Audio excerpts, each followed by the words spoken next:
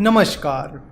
कुछ ही दिनों पहले हमने फंडामेंटल एनालिसिस का एक कोर्स लॉन्च किया है जिसमें हम आपको सिखा रहे हैं कि कंपनी का फंडामेंटल एनालिसिस कैसे करें, कैसे कंपनी का डिटेल मैनेजमेंट एनालिसिस करें, कैसे कंपनी के फाइनेंशियल स्टेटमेंट्स को पढ़ें, कैसे कंपनी का वैल्यूएशन निकालें और कैसे इन्वेस्टमेंट्स के लिए कंपनी को चुनें। इस कोर्स के जरिए हमारी ये कोशिश है कि आप सभी इंडिपेंडेंट इन्वेस्टर बने, यानी आप किसी के रिकमेंडेशन टिप्स और शेयर टिप्स पर डिपेंड रहने की बजाय खुद ही कंपनी का एनालिसिस करके शेयर्स चुनें। ये कोर्स लॉन्च करने के बाद आप में से कुछ लोगों ने हमसे रिक्वेस्ट की थी कि इस कोर्स का एक डेमो हमें जरूर दिखाएं, और इसीलिए हम आज आपको इस कोर्स का एक डेमो दिखाने वाले हैं। और इस कोर्स का डेमो शुरू होता है यहाँ से। फंडामेंटल एनालिसिस की इस लेक्चर सीरीज में आपका स्वागत है। फंडामेंटल एनालिसिस के इस पहले लेक्चर में हम बात करेंगे कि फंडामेंटल एनालिसिस क्या होता है और वो कैसे काम करता है। आसान भाषा में और एक सेंटेंस में बताऊं तो फंडामेंटल एनालिसिस का मतलब होता है कि किसी बिजनेस को समझना और उसे परखना। देखो, इन्वेस्टमेंट और बिजनेस ये दोनों एक दूसरे से पूरी तरह जुड़े हैं। इन्वेस्टिंग करते वक्त आपको इन्वेस्टिंग पॉइंट ऑफ व्यू के साथ साथ बिजनेस पॉइंट ऑफ व्यू से भी सोचना होता है, और सिमिलरली बिजनेस करते वक्त आपको बिजनेस पॉइंट ऑफ व्यू के साथ साथ इन्वेस्टिंग पॉइंट ऑफ व्यू से भी सोचना होता है। एक दूसरे के बिना ये दोनों भी अधूरे हैं। तो फंडामेंटल एनालिसिस करते वक्त आपको दोनों पॉइंट ऑफ व्यू से सोचना होता है। यूजुअली लोग सोचते हैं कि अगर उन्हें फाइनेंशियल स्टेटमेंट्स और फाइनेंशियल रेशोज का एनालिसिस करना आ गया और वैल्यूएशन निकालना आ गया तो वो अच्छे और सक्सेसफुल इन्वेस्टर बन पाएंगे, पर ये सच नहीं है। ये तो बस सिक्के की एक साइड है। दूसरी साइड में बिजनेस के ऑपरेशन से जुड़ी चीजें आती है, जैसे कि मोट यानी competitive advantage, business strategies, company के मैनेजमेंट का कंपनी को चलाने का तरीका एटसेट्रा। और इन्हें समझने के लिए आपको एक बिजनेसमैन की तरह सोचना होगा।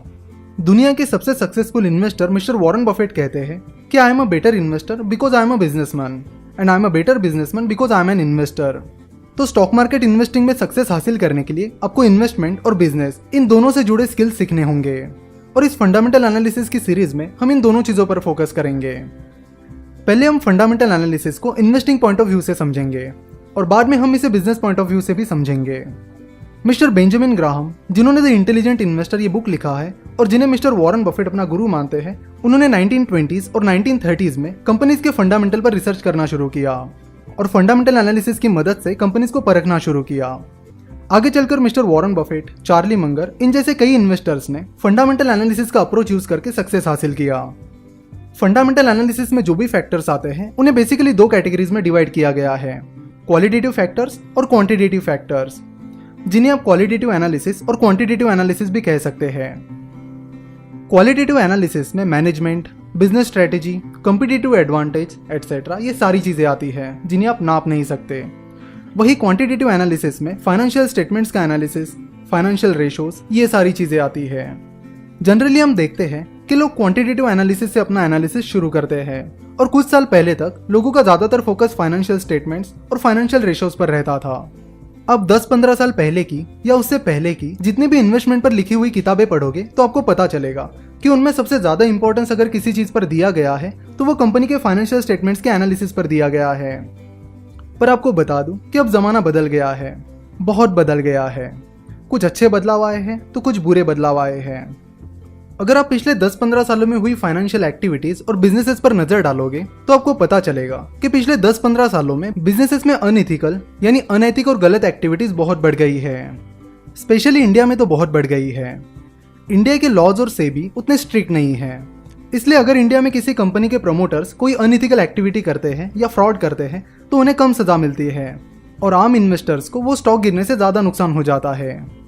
ये चीज हमने सत्यम कंप्यूटर में देखी है, गीतांजलि जेम्स जो कि नीरव मोदी के अंकल मेहुल चोकसी की कंपनी है उसमें देखी है, और अभी रिसेंटली लील इलेक्ट्रिकल्स और पीसी जूलर में देखी है, और इनके साथ ही न जाने कितनी कंपनीज में देखी है।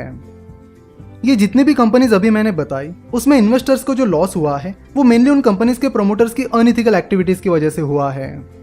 मैंने ऐसी कई सारी कंपनीज देखी है जिनके फाइनेंशियल स्टेटमेंट्स तो स्ट्रांग थे पर उनका मैनेजमेंट दुनिया भर की अनइथिकल एक्टिविटीज करता था।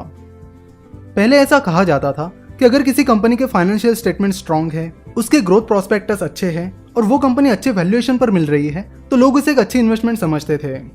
लेकिन अब ऐसा नहीं है। आज के जमाने में इन सारी चीजों के अलावा उस कंपनी का मैनेजमेंट ऑनेस्ट यानी ईमानदार होना बहुत बहुत जरूरी है। आज के डेट में ऑनेस्ट मैनेजमेंट एक ऐसी चीज बन गया है जिस पर आप बिल्कुल भी कॉम्प्रोमाइज नहीं कर सकते। अगर किसी कंपनी की सारी चीजें सही है, ग्रोथ सही है, वैल्यूएशन सही है, फाइनेंशियल स्टेटमेंट्स अच्छी है और बाकी सब भी अच्छा है, पर अगर कंपनी का मैनेजमेंट ही ऑनेस्ट नहीं है तो उस कंपनी की और आपके इन्वेस्टमेंट की कब बैंड बच जाएगी आपको पता भी नहीं चलेगा। और आजकल यही सब हो रहा है और बहुत ज्यादा वॉल्यूम के साथ हो रहा है। इसलिए एक रूल हमेशा याद रखिए कि किसी भी कंपनी का एनालिसिस करते वक्त उसके मैनेजमेंट एनालिसिस को बिल्कुल भी अंडर एस्टिमेट मत कीजिए। Never under estimate the power of management analysis, क्योंकि यहां पर हुई एक गलती आपकी सारी मेहनत पर पानी फेरने के लिए काफी है। सो अगर आप किसी कंपनी का एनालिसिस करने जा रहे हो तो पहले उस कंपनी के मैनेजमेंट का एनालिसिस करो और उसके बाद बाकी सारी चीजों का एनालिसिस करो। नहीं तो कई बार ये होता है कि आप पूरी कंपनी का एनालिसिस कर लेते हो और आखिर में मैनेजमेंट एनालिसिस करते वक्त आपको पता चलता है कि कंपनी का मैनेजमेंट ठीक नहीं है, जिससे आपकी पूरी मेहनत बेकार जाती है। इसलिए अगर आप किसी इंडियन कंपनी का एनालिसिस कर रहे हो तो मैनेजमेंट एनालिसिस से शुरुआत करो। और इसीलिए फंडामेंटल एनालिसिस के सीरीज के दूसरे पार्ट में हम मैनेजमेंट एनालिसिस को डिटेल में और कुछ केस स्टडीज के साथ समझेंगे। आशा करता हूँ कि फंडामेंटल एनालिसिस का ये पहला पार्ट आपको पसंद आया होगा। अगले पार्ट में हम मैनेजमेंट एनालिसिस से जुड़े बहुत सारी इंटरेस्टिंग बातें करने वाले हैं।